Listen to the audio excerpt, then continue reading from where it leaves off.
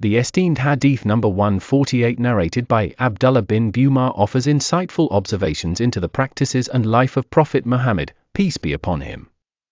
This Hadith is part of the Al-Bukhari collection, recognized for its authenticity and esteemed position within Islamic jurisprudence. The narrative unfolds with Abdullah bin Bumar recounting an incident where he ascends the rooftop of Hafsa's residence for an unspecified task. It is during this visit that he observes Prophet Muhammad, peace be upon him, engaging in the natural act of relieving himself.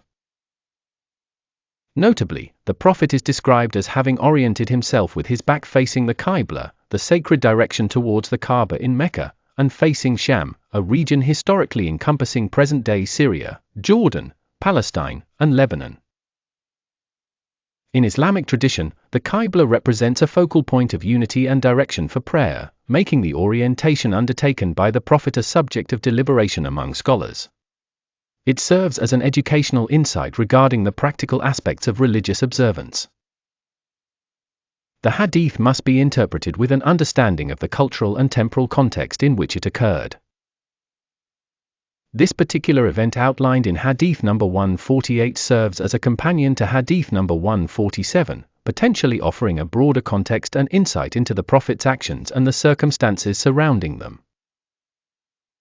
The inclusion of this Hadith in Sahih Bukhari underscores the attempt to preserve even minute everyday practices of the Prophet, given their perceived instructional value to the followers of Islam.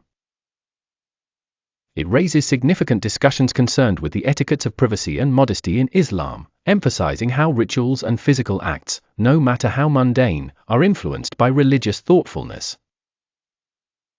Scholars have often debated on whether this specific action was under particular circumstances or holds a universal applicability. In examining the Hadith, interpreters may consider various aspects such as the geographical orientation, cultural considerations of the era, and the Prophet's intentions. The historical background is crucial as it potentially informs practices within Islamic jurisprudence, illustrating a complex intertwining of faith, tradition, and ethical conduct. In conclusion, Hadith number 148 exemplifies the myriad layers of interpretation within Islamic teachings, demonstrating that the actions of the Prophet Muhammad, peace be upon him, preserved through narrations, remain a cornerstone for religious study and practice among Muslims, inviting constant reflection and understanding.